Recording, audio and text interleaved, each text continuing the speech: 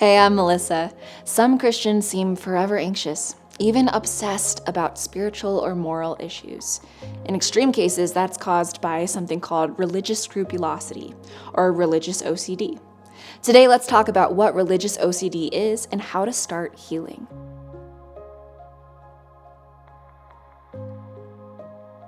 Everyone worries sometimes. That's why 412 Teens has addressed panic attacks, overthinking, general anxiety, and how to help each other cope. But excessive worriers or people suffering from scrupulosity feel like they're in this cycle of anxiety all the time. Let's first explain clinical obsessive compulsive disorder. Obsession is the act of fixating on unwanted, intrusive thoughts, images, or urges that lead to personal harm or discomfort. Compulsions are repetitive or ritualistic behaviors or thoughts that must be acted upon in order to relieve anxieties or worries or to prevent something bad from happening. When we talk about religious OCD or religious scrupulosity, we're talking about a specific type of OCD that focuses on religious or moral obsessions. Those suffering from religious OCD may have intense fears or anxiety about sinning, offending God, or not being good enough for God. This isn't just about worrying sometimes. Rather, it's a persistent, overwhelming anxiety that can interfere with daily life and a healthy relationship with God. For example, someone with religious OCD might constantly worry that they've committed blasphemy or that they're not praying in the right way. They might repeatedly confess the same sin, seek reassurance from others that they're saved, or spend excessive time in prayer or religious rituals to feel acceptable to God. These behaviors are attempts to ease anxiety, but often they just make the anxiety worse over time. It's a tough cycle to break.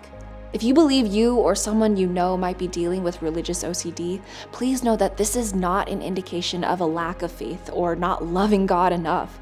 This is a mental health issue, and just like any other health issue, it deserves proper attention and care. So, what can you do if you suspect you're experiencing religious OCD? First, please know that it's okay to seek help. Seeking help doesn't mean you're weak or a bad person.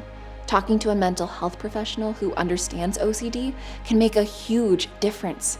Cognitive behavioral therapy, or CBT, is particularly effective for treating OCD. It helps people change the thought patterns and behaviors causing them distress.